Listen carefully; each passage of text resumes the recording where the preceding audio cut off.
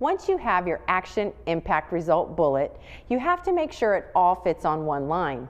In this segment of the bullet writing class, we will discuss using the ABS method to streamline your bullet. Here we rely on being accurate, brief, and specific in our statements.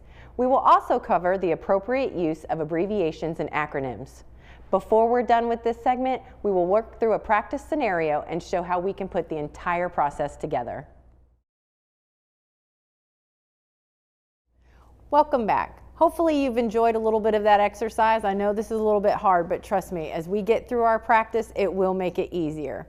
So when we look here at what Staff Sergeant Robinson has stepped up to do to supervise, we're pulling out some of the key information.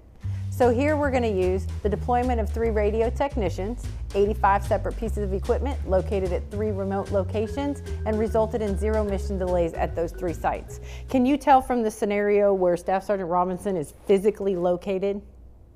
Not really, right? And so in that aspect, USAFE and the use of it may actually be a big deal. If he's in USAFE and that's already up on his form, we may have gained ourselves some characters, right? But we can't tell. What if he's sitting in Langley and he deployed these airmen, right? And so those are some of the things as we work through that's that conversation that you have with those airmen to make sure that you're properly being able to show them. And then, you know, as a staff sergeant, he stepped up to supervise. So when we go through some of our sample bullets, we'll want to address that as well, that he's stepping up. A staff sergeant and a new NCO needs to be doing these things. So let's look at some of the things that you've come up with. So supervised deployment of 3 radio techs, enabled repair of 85 equipment items, allowed %100 mission capability for 3 USAFE sites. So we see here in a little, you know, tongue-in-cheek that we can make some changes to our abbreviations. Forward-thinking, Chief. Forward-thinking, is that what it is? So we'll just move this over here. But that's a great way, because again, remember, we talked about that positive thought and that positive thinking on what words mean. 0 mission delays or 100% mission capable is still saying the same thing, just a little bit of a different connotation. Here we use numbers. And so we can look at our next example as well. Led deployment of 3 radio techs, 85 pieces of equipment, 3 USAFE locations, 0 mission delays. Again, not untrue. It's just a different way of putting it out. And here we have written out 3.